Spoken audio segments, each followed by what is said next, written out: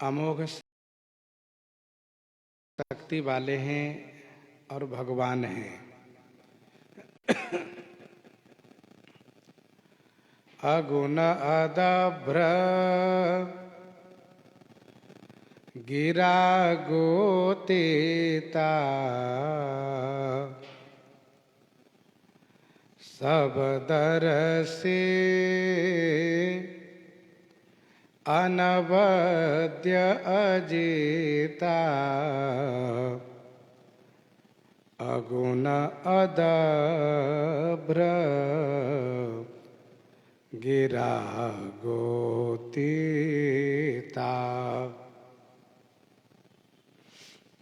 अगुण है अर्थात माया के गुणों से परे हैं।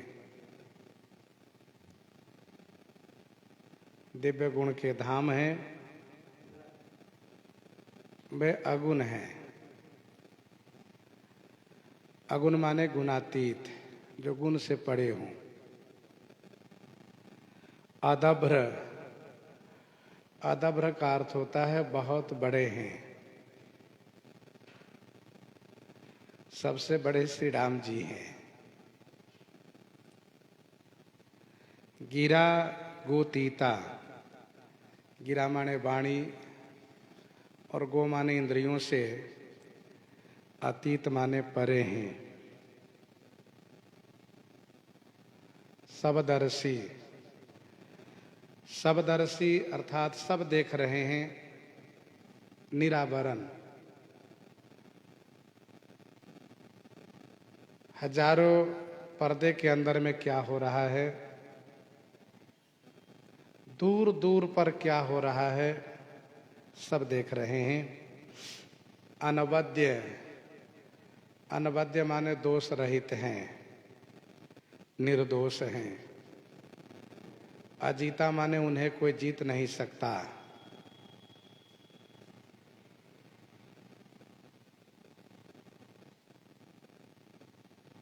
निर्मम, निराकार, निर्मोहा,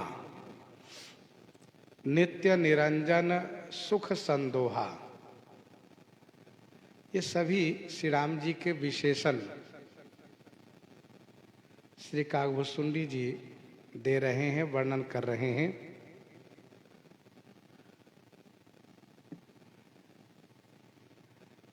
श्री राम जी गुणातीत हैं और अदभ्र हैं। अदभ्रम बहुबलम इत्यमरः, बहुत बड़े बलवान, बहुत बड़े हो से अदभ्र कहा जाता है। तभ्र माने छोटा, अदभ्र माने बड़ा। वाणी और इंद्रियों से परे हैं। कोई वाणी से उनका वर्णन नहीं कर सकते, इंद्रियों से उनको ग्रहण नहीं कर सकते।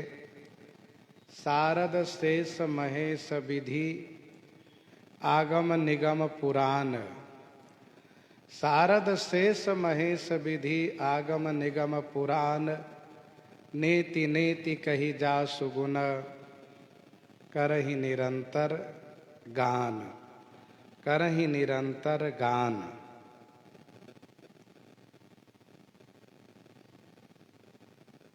इस प्रकार से वे वाणी और इंद्रियों से परे हैं।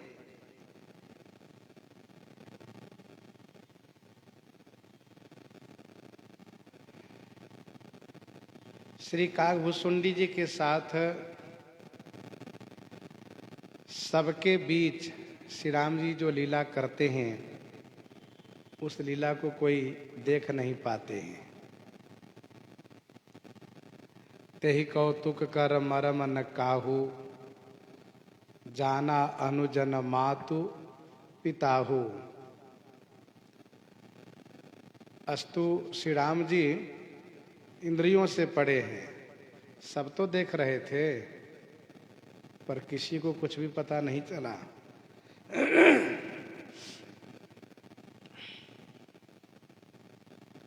सबदर्शी, सब देख रहे हैं। एक बहुत प्रसिद्ध कहावत है, चींटी के पग नूपुर बाजे सो भी साहिब सुनता है। सब देख रहे हैं, सब सुन रहे हैं। अनबद्ध हैं अर्थात उनमें कोई दोष नहीं, कोई रोग नहीं।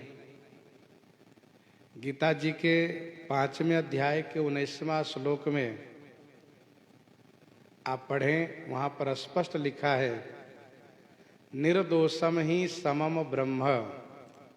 ब्रह्म निर्दोष हैं, ब्रह्म अजीत हैं, कोई उन्हें जीत नहीं सकता। जीत ही को सकई अजय रघुराई, जीती को सकई अजय रघुराई, ऐसे हैं। निर्मम निरा कार निरमोहा, नित्य निरंजन सुख संदोहा। निर्मम निरा कार निरमोहा। निर्मम ममता रहित हैं, निराकार माने आकार रहित हैं, निर्मोहा माने मोह रहित हैं, नित्य माने हमेशा रहते हैं, शाश्वत हैं, निरंजन माने माया से रहित हैं, सुख संदोहा माने सुख के पात्र हैं। श्री राम जी कैसे हैं? तो श्री काकभूषुंडी जी इस प्रकार से श्री राम जी का परिचय दे रहे हैं। श्री राम जी निर्मम हैं, कोई ममता नहीं, स्नेह सब पर है, ममता किसी पर नहीं, दया सब पर है। जो श्री जी पालई हरई बहोरी, बाल केली संविधि मति भोरी। भगवान बनाते भी हैं और भगवान संहार भी करते हैं, समाप्त भी कर देते हैं। ऐसे निर्मम हैं।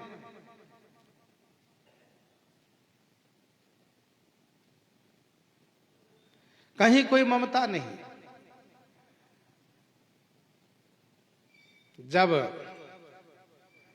अवतार लेकर के चरित कर रहे थे, तब पिताजी की आज्ञा पालन करते हुए 14 वर्ष के लिए वन मार्ग पर चल दिए। वन मार्ग पर चल दिए, साथ में सभी अयोध्या जी के प्रजाजन हो गए। लेकिन तमसा नदी के तट पर सोए हुए सबको छोड़ करके सुमंत्र जी को लेकर के आगे बढ़े और गंगा जी के तट से श्री सुमंत्र जी को भी छोड़ दिए। निर्मम है। सब रो रहे थे, सब व्याकुल थे, लेकिन कर्तव्य पालन पर ऐसे सुदृढ़ बन गए कि कहीं कोई ममता नहीं, निर्मम है।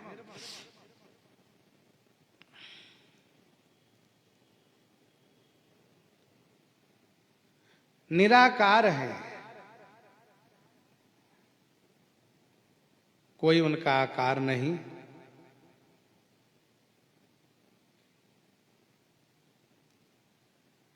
वैसे अवतार लेकर के साकार हो जाते हैं, साकार रूप में दिखते हैं, परंतु उस वक्त भी आप निराकार ही रहते हैं, आपका कोई आकार नहीं। श्री कौशल्या माता को श्रीरंग जी के मंदिर में अपना स्वरूप दिखाते हैं, श्री जशोदा मैया को मट्टी खाने के बहाने से अपना मुख में विराट दिखाते हैं, अर्जुन को अपना विराट स्वरूप दिखाते हैं, दुर्योधन के सामने विराट स्वरूप प्रकट करते हैं, तो उस समय कौन सा आकार आप कहेंगे उनको?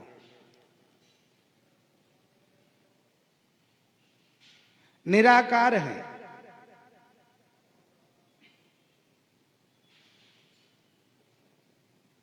वे निराकार हैं और निर्मोहा हैं। जब राजा बलि से याचक बनना पड़ा तो 52 अंगुल के अब 52 बन गए, छोटे बन गए। तो श्री राम जी निर्मम है, श्री राम जी निराकार है।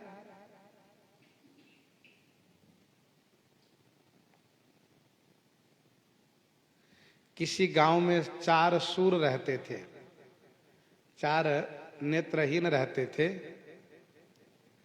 उस गांव में हाथी आया तो सब लोग हाथी को देखने के लिए गए, वह सूर लोग भी गए। जिसने जहां हाथ रखा, हाथी के आकार के बारे में उसने वही बताया।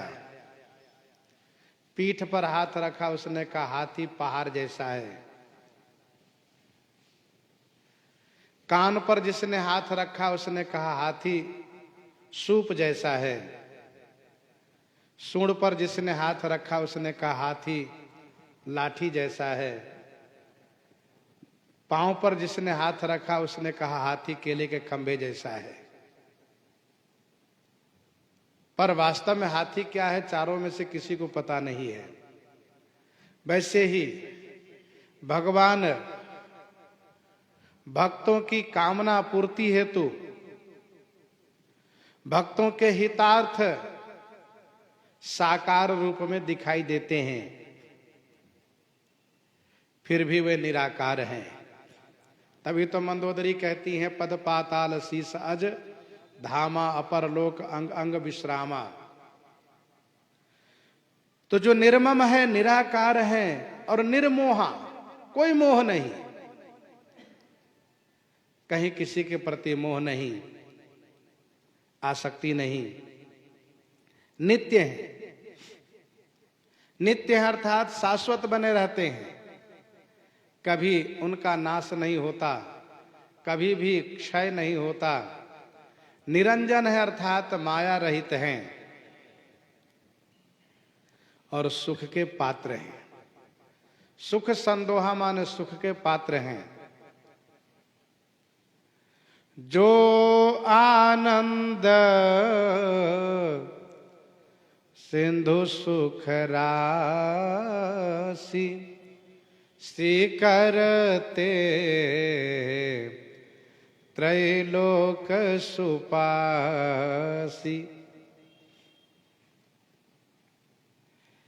अच्छा, श्री राम जी निर्मम है, निर्मोहा है।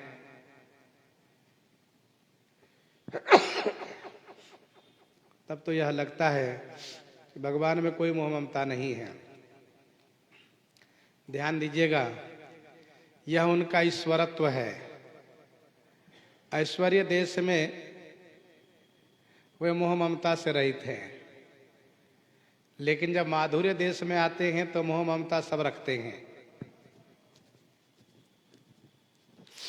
तदपि करहि सम विषम विहारा, भगत भगत हृदय अनुसारा। जय जन पर ममता अति छोहु। ऐश्वर्य देश में उनको यह मालूम है कि जो जीव तत्व है वह कभी नष्ट नहीं होता है, और शरीर तो नश्वर है, ये तो नष्ट होता रहता है, नया पुराना होता रहता है। भगवान श्री राम जी तारा से कहते हैं चितजल पावा गगन समीरा, पंच रचित अति अधम शरीरा। प्रगट सु तन तब आगे सोवा, प्रगट सु तन तब आगे सोवा, जीव नित्य के ही लगी तुम रोवा। तो इस प्रकार से श्री राम जी निर्मम निर्मोहा है। नित्य हैं, निरंजन हैं, निरंजन माने माया रहित हैं और सुख के पात्र हैं। प्रकृति पार प्रभु सब उर्वासी, ब्रह्म निरेह बिरज अविनाशी। प्रकृति पार प्रभु सब उर्वासी, ब्रह्म निरेह बिरज अविनाशी।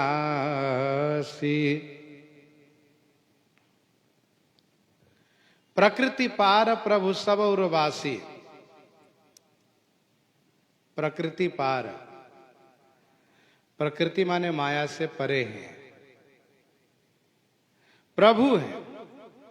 प्रभु माने समर्थ हैं। कर्तुम अकर्तुम अन्यथा कर्तुम समर्थ प्रभु।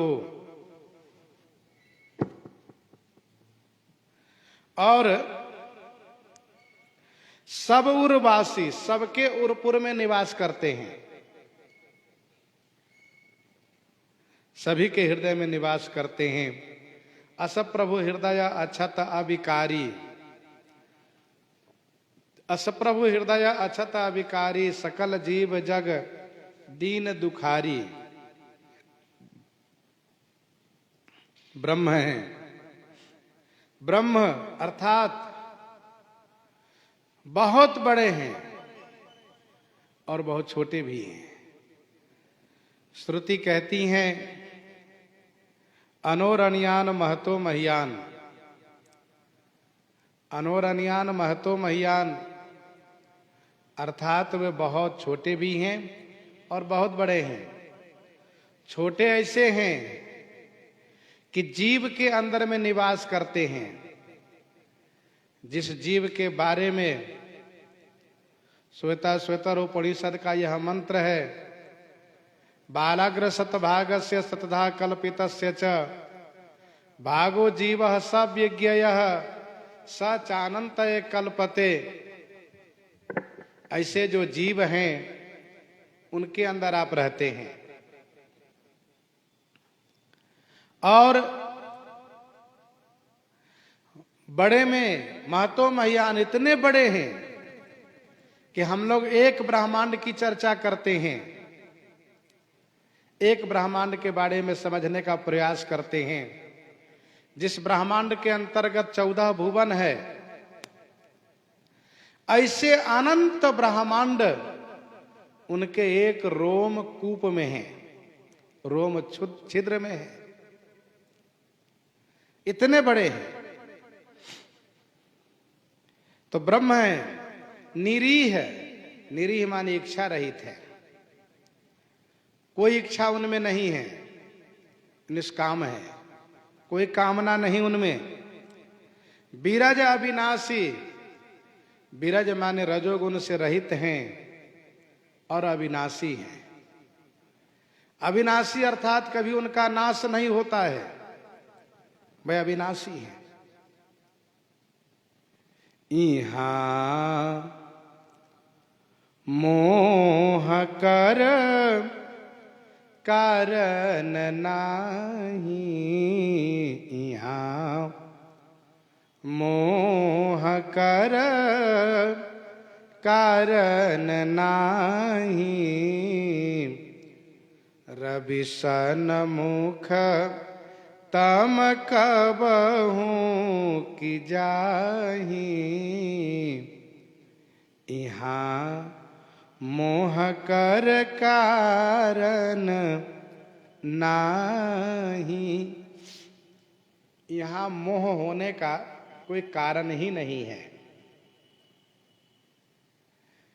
यहाँ अर्थात ऐसे विशेषण से युक्त श्री राम जी में मोह होने का कोई कारण ही नहीं है। रवि सन्मुख तम कबहू की जाही, रवि सन्मुख तम कबहू की जाही। रवि सन्मुख माने सूर्य के सन्मुख, तम माने अंधकार। क्या कभी जा सकते हैं? क्या कभी जा सकता है? अर्थात नहीं। सूर्य के सन्मुख क्या कभी अंधकार जा सकता है? अर्थात नहीं जा सकता है। वैसे ही भगवान श्री रामचंद्र जी के पास क्या कभी मोह जा सकता है? अर्थात नहीं जा सकता है। यहां मोह कर कारण नाही रवि सन्मुख तम कबहू की जाही। सूर्य से अंधकार कोसों दूर भागता है। सूर्य के सामने कभी अंधकार न गया है, न जा रहा है, न जा सकता है, कभी नहीं जाएगा। वैसे ही भगवान श्री राम में कभी न मोह था, न है, न होगा। जासु नाम भ्रम तिमिर प्रसंगा, जासु नाम भ्रम तिमिर पतंगा, तेहि किमि कहिए विमोह प्रसंगा। जासु नाम भ्रम तिमिर पतंगा, जिनका नाम भ्रम रूपी अंधकार को मिटाने के लिए सूर्य है, जो श्री राम जी स्वयं सूर्यवत हैं, उनके सामने कभी मोह अंधकार जा ही नहीं सकता है। वस्तुतः लीला की शोभा के लिए मोह को अपनाते हैं। चरित करते समय ऐसे देखे जाते हैं कि इनमें बहुत मोह है। जैसे कि श्री लक्ष्मण जी के लिए विलाप करते हैं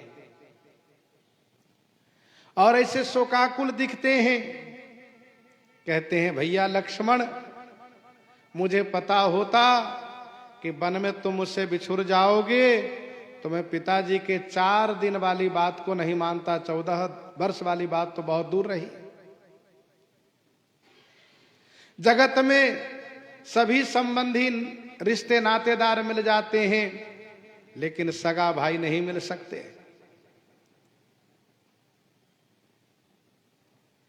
मेरे भाई लक्ष्मण उठो, नहीं तो मैं तुम्हारे साथ मैं भी मृत्यु को प्राप्त हो जाऊंगा। तो ये क्या है? मोह देखा जा रहा है।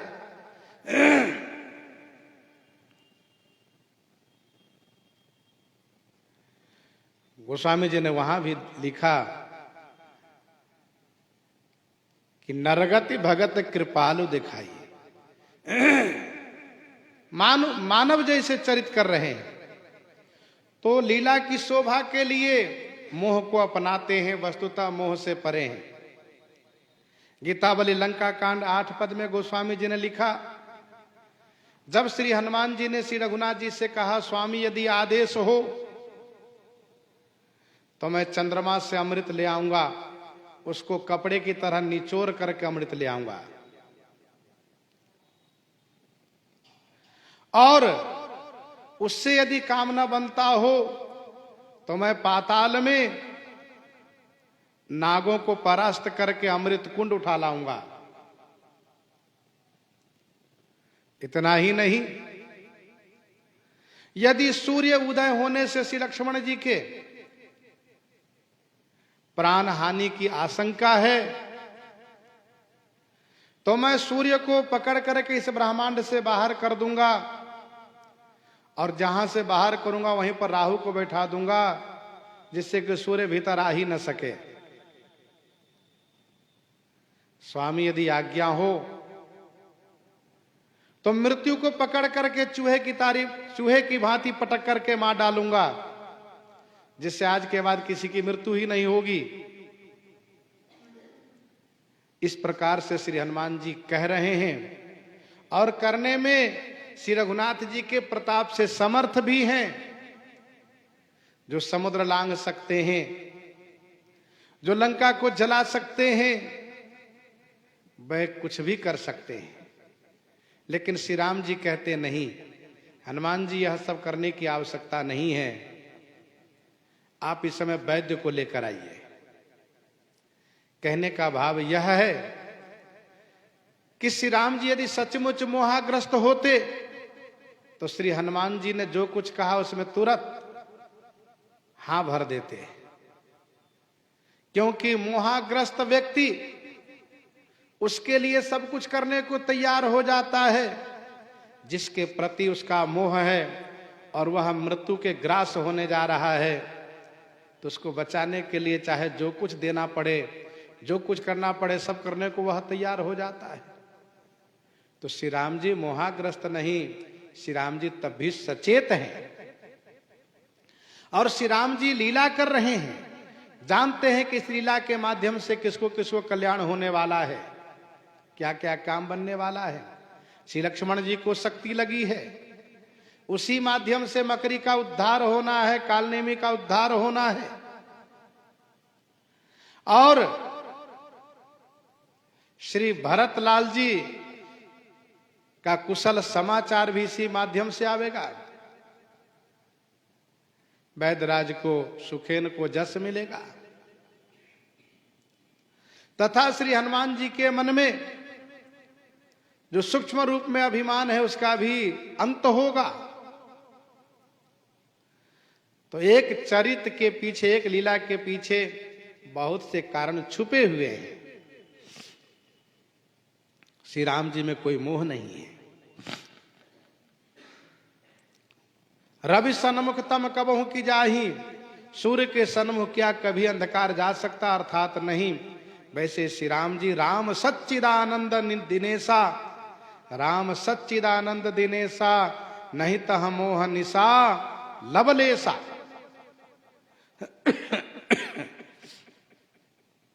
फिर श्री कागभूषुंडी जी कहते हैं, भगत हेतु भगवान प्रभु, राम धर्यो तनु भूप,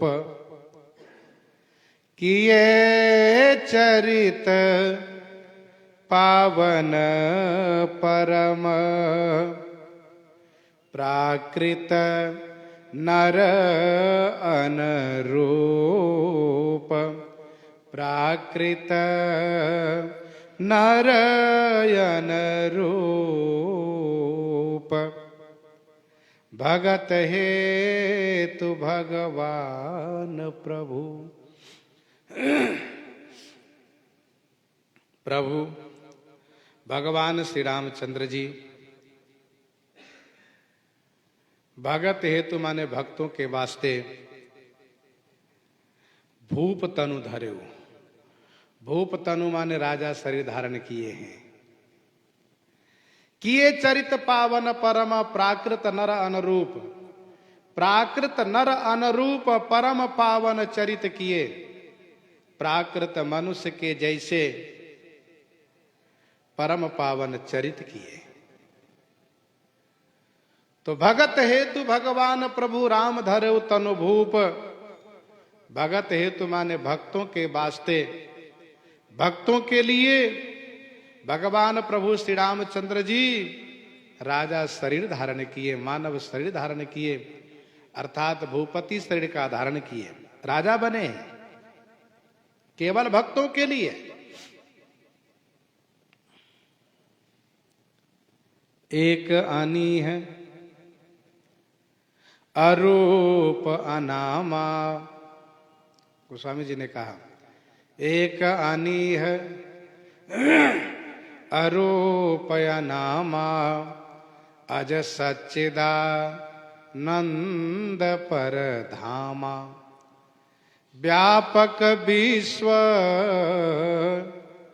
रूप भगवाना, तेहि धरि देह चरित कृत नाना, सो केवल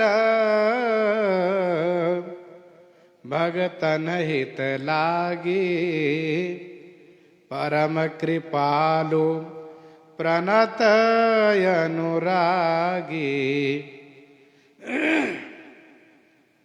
सो केवल भगतन हित लागी, केवल भक्तों के लिए। व्यापक अकलयनी है अज, निर्गुण नाम न रूप, भगत हेतु धरि मनुज तन करत चरित्र अनूप। केवल भक्तों के लिए, सो केवल। यदि कोई कहते हो कि धर्म की स्थापना के लिए, तो संतों ने कहा नहीं, धर्म की स्थापना तो भगवान संकल्प से कर सकते हैं। यदि कोई कहते हो असुरों को संहार के लिए, तो संतों ने कहा नहीं, असुरों का संहार भी श्री राम संकल्प से कर सकते हैं। क्योंकि जिनकी भ्रकुटी विलास सृष्टि लय होई, भ्रकुटी विलास सृष्टि लय होई, क्या उनके लिए असुरों को मारना कोई बड़ी बात है? नहीं। असुरों का विनाश, धर्म की स्थापना, ये सब संकल्प से कर सकते हैं, लेकिन भक्तों का मनोरथ संकल्प से पूरा नहीं कर सकते। जो श्री सबरी जी दीर्घ काल से प्रतीक्षा कर रही हैं, उनका मनोरथ, जटायु जी का मनोरथ, सुग्रीव का मनोरथ, विभीषण जी का मनोरथ, वनवासी ऋषि मुनि भक्तों का मनोरथ, और तो और श्री मिथिलेश जी का मनोरथ, श्री अहिल्या जी का मनोरथ, और अयोध्या वासियों का मनोरथ संकल्प से पूरा नहीं होगा। बाल सखाओं का मनोरथ है कि हम उनके साथ क्रीड़ा करें।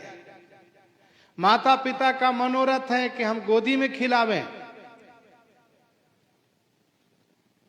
भक्तों का मनोरथ है कि मेरे आश्रम पर प्रभु पधारें। ये सब मनोरथ संकल्प से कैसे पूरा होगा? इसलिए सो केवल भक्तन हित लागी। भगवान श्री राम जी अवतार लेकर के प्रथम यात्रा मिथिला जी की है, और उस यात्रा में श्री विश्वामित्र जी, अहिल्या तथा मिथिलावासी भक्तों के मनोरथ को पूरा किए। दूसरी यात्रा लंका तक के लिए किए, जिसको वनवास कहा गया। और वहां पर लंका में पहुंच करके श्री राम जी ने विभीषण जी से स्पष्ट कहा कि तुम सारिखे संत प्रिय मोरे, तुम सारिखे संत प्रिय मोरे, धरऊ देह नहीं आननी हो रे। तुम सारिखे संत प्रिय मोरे, तुम जैसे संतों के लिए ही तो मैं शरीर धारण किया हूं। तो सो केवल भगतन हित लागे। श्री कागभुसुंडी जी कहते हैं, भगत हेतु भगवान प्रभु, राम धर्यो तनु भूप, किए चरित पावन परम,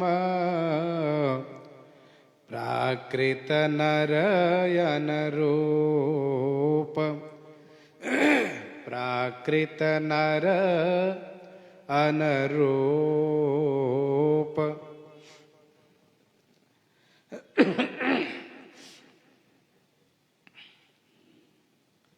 भगत हेतु भगवान प्रभु, राम धर्यो तनु भूप।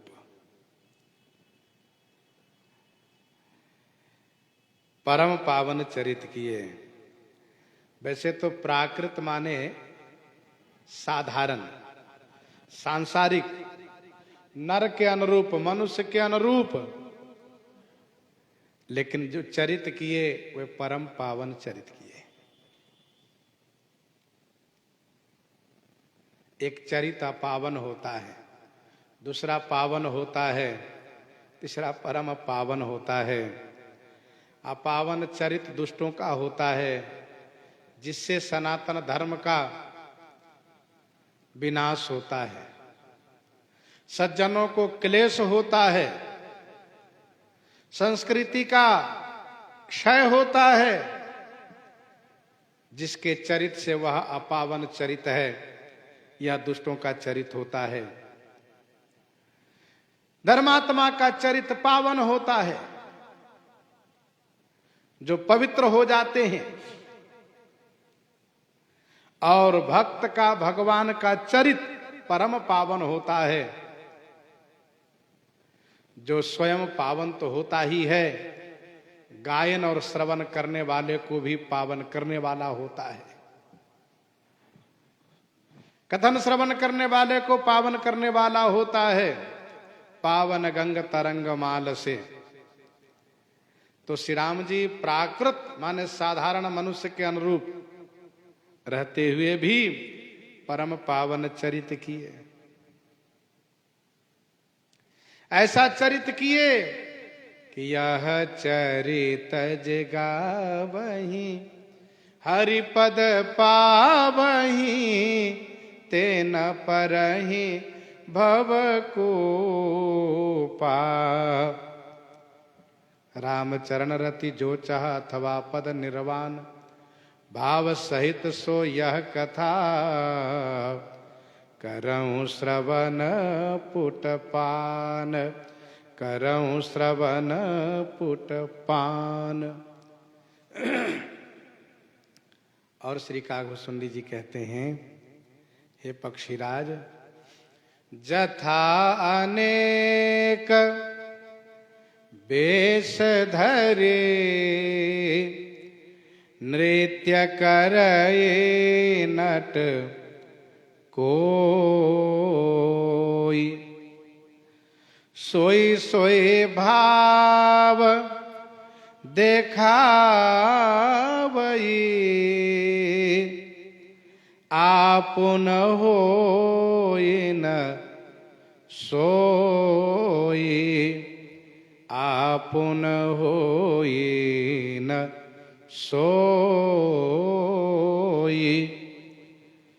जथा अनेक वेश धरि नृत्य करई नट कोई। जथा माने जैसे, कोई नट अनेक वेश धरि नृत्य करई। जैसे कोई नट नर्तक अनेक वेश धारण करके नृत्य करते हो।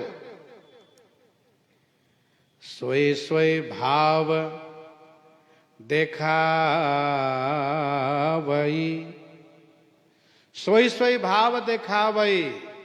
सोई सोई माने वही वही भाव दिखाते हैं, परंतु आपुन होई न सोई।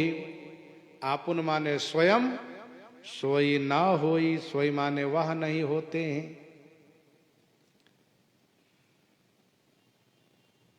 आपुन माने स्वयं। आपुन उठ धावे रहे न पावे। जथा अनेक वेश धरि नृत्य करे नट कोई। नृत्य मंच पर, नाट्य मंच पर कोई नट जैसा वेश बनाते हैं वैसा अभिनय करते हैं।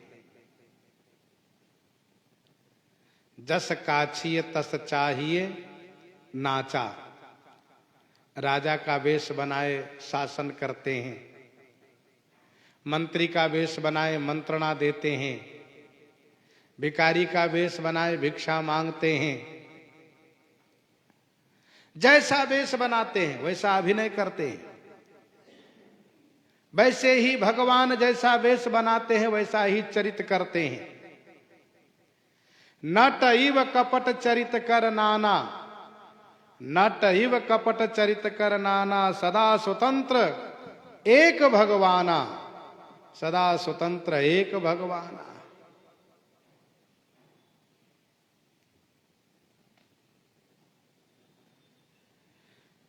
भक्तमाल जी के कवित संख्या 14 में स्वामी श्री प्रियादास जी ने लिखा, जीते अवतार सुख सागरन पारावार। भगवान के 24 अवतार हैं और सभी सुख के सागर हैं। सब अवतार किसी न किसी विशेष प्रयोजन के लिए हुआ है। वहीं पर धर्मशास्त्र में यह भी कहा जा रहा है, अवतारा नाम सर्वेशाम अवतारी रघुत्तमः। तो जथा अनेक वेश धरि नृत्य करई नट कोई। सोई सोई भाव दिखावई आपुन होई न सोई, आपुन होई न सोई।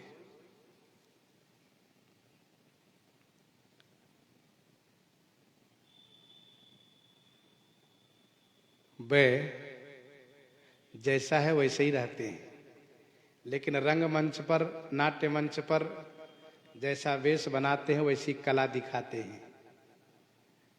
वैसे ब्रह्म तो शाश्वत, जैसे हैं वैसे रहते हैं। उपासका नाम कार्यार्थ ब्रह्मणो रूप कल्पना, उपनिषद का मंत्र है। तो ब्रह्म रूप की कल्पना करते हैं उपासकों के कार्यार्थ, उनके लिए, और जैसा वेश बनाते हैं वैसा ही अभिनय करते हैं।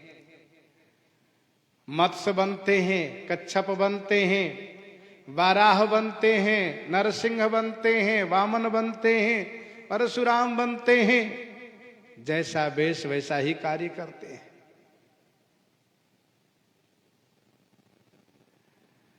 असि रघुपति लीला और गारी, असि रघुपति लीला और गारी, दनुज विमोहन जन सुखकारी, दनुज विमोहनी जन सुखकारी, असि रघुपति लीला और गारी। हे उरगारी, हे पक्षीराज। उरगारी, उर से गमन करने वाले सर्प के जो अरी माने शत्रु हैं, उरगारी। हे पक्षीराज, ऐसी रघुनाथ जी की लीला है जो दनुज विमोहन, दनुज विमोहन, दनुज अर्थात आसुरी संपदा वालों को विमोहित करने वाली हैं। जन सुखकारी, जन माने भक्तों को सुख करने वाली हैं। दनुज विमोहनी जन सुखकारी, असि रघुपति लीला और गारी। श्री रघुनाथ जी की ऐसी लीला है जो असुरों को विमोहित करती हैं, भक्तों को सुख पहुंचाती हैं। राम देखि सुनि चरित तुम्हारे, जड़ मोहि बुध हो ही सुखारे। राम देखि सुनि चरित तुम्हारे, जड़ मोहि बुध हो ही सुखारे। उमा राम गुण गूढ़, उमा राम गुण गूढ़, पंडित मुनि पावहि विरति। पावहि मोह विमूढ़, जे हरि विमुख न धर्म रति। गिरिजा सुनहु राम कई लीला, सुरहित दनुज विमोहन शीला। आसुरी संपदा वाले लोग विमोहित हो जाते हैं, दैवी संपदा वाले लोग आनंदित होते हैं, सुखी हो जाते हैं।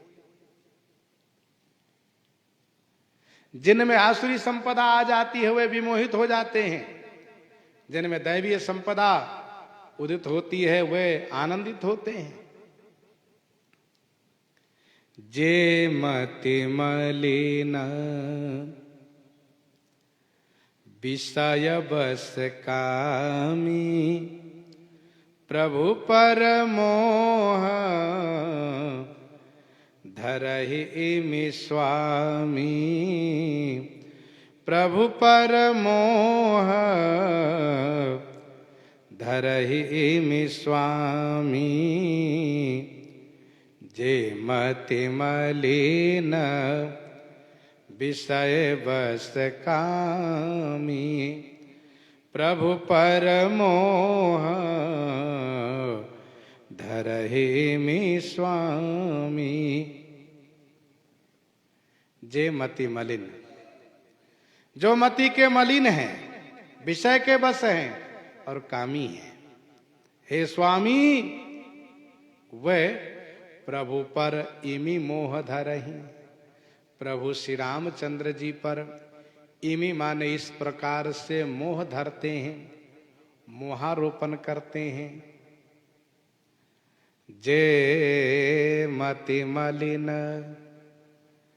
विषय बस कामी, प्रभु पर मोह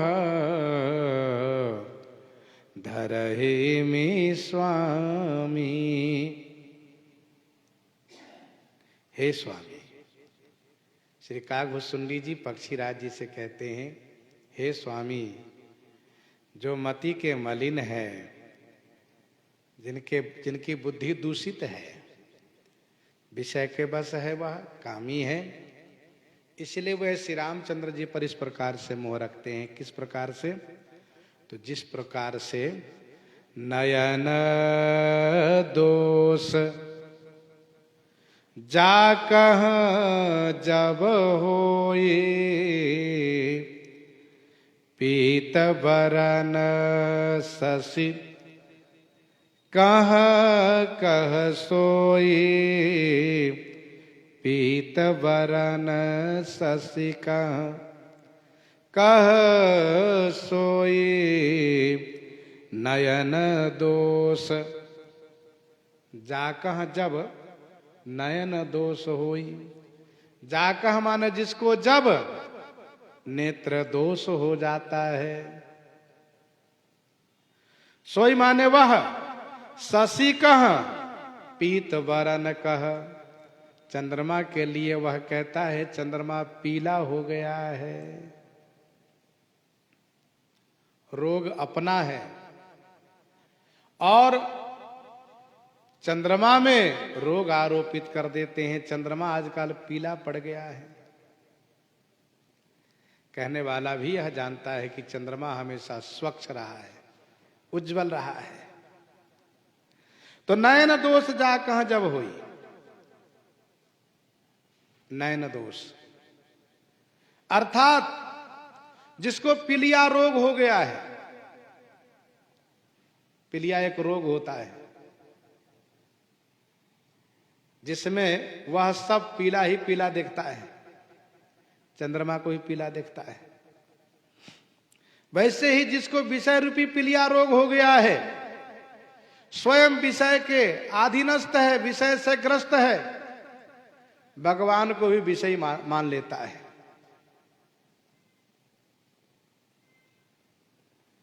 नयन दोष जा कह जब होई, निज भ्रम नहीं समझई अज्ञानी, प्रभु पर मोह धरहि जड़ प्राणी। जथा गगन घन पटल निहारी, झांपे भानु कहीं कुविचारी। यहां पर श्री कागभूषुंडी जी कहते हैं नयन दोष जा कह जब होई, पीत बरन शशि कह सब कह कह कोई।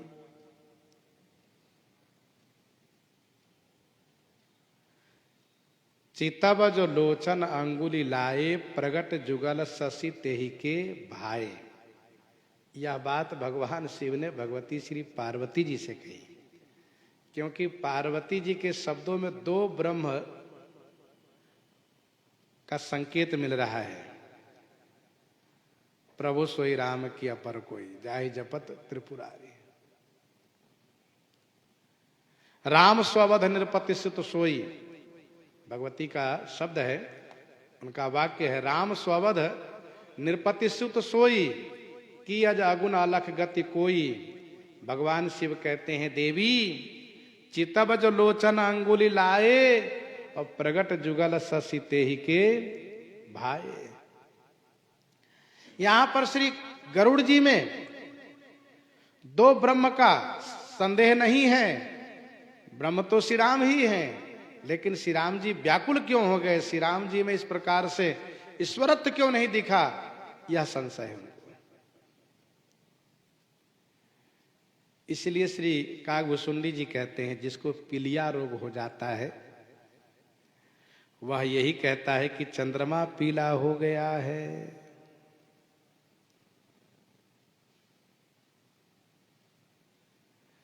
जब जही दिसी भ्रम होई खगेसा, सो कह पश्चिम उए ओ दिनेसा। अच्छा, उदाहरण भी ऐसे दिए जा रहे हैं जो हम और आपके जीवन में घटित हो। माना कि पीलिया रोग न हुआ हो तो कभी दिशा भ्रम हुआ होगा। यदि कोई कहता हो कि नहीं हमें कभी दिशा भ्रम भी नहीं हुआ, तब कहा कि कभी नौका पर यात्रा किए होंगे।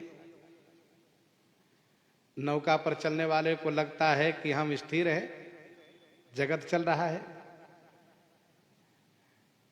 गाड़ी में चलने वाले के गाड़ी की जब रफ्तार अधिक हो उसमें भी ऐसा भ्रम होता है। कहा कि नहीं गाड़ी भी हमें भ्रम नहीं होता। अच्छा, तब श्री काकभूषुंडी जी ने एक उदाहरण और दिए। कहा बालक अवस्था में, बाल्य अवस्था में कभी घूमे हो, नाचे हो? कहा वो तो नाचे। कहा बालक जब घूमता है बहुत तेजी से नाचता है और फिर बैठ जाता है, वह कहता सब घूम रहा है, मैं बैठा हूं। इस प्रकार से श्री काकभूषुंडी जी अनेक उदाहरण दे रहे हैं कि अपनी अज्ञानता, अपना मोह श्री राम जी पर आरोपित लोग कर देते हैं। श्री राम जी में कोई मोह नहीं, श्री राम जी में कोई अज्ञानता नहीं, लेकिन भ्रमवश श्री राम जी को अज्ञानी विषयी समझ लेते हैं लोग, मोहाग्रस्त समझ लेते हैं, क्रोध से युक्त, काम से युक्त, लोभ से युक्त समझ लेते हैं। पर श्री राम जी ऐसे हैं नहीं। तो श्री काकभूषुंडी जी इस प्रकार से श्री पक्षीराज गरुड़ जी को समझा रहे हैं। प्रसंग को हम आप यहीं पर हृदयांगम करते हैं। आइए श्रवण करते हैं श्री भक्तमाल जी से।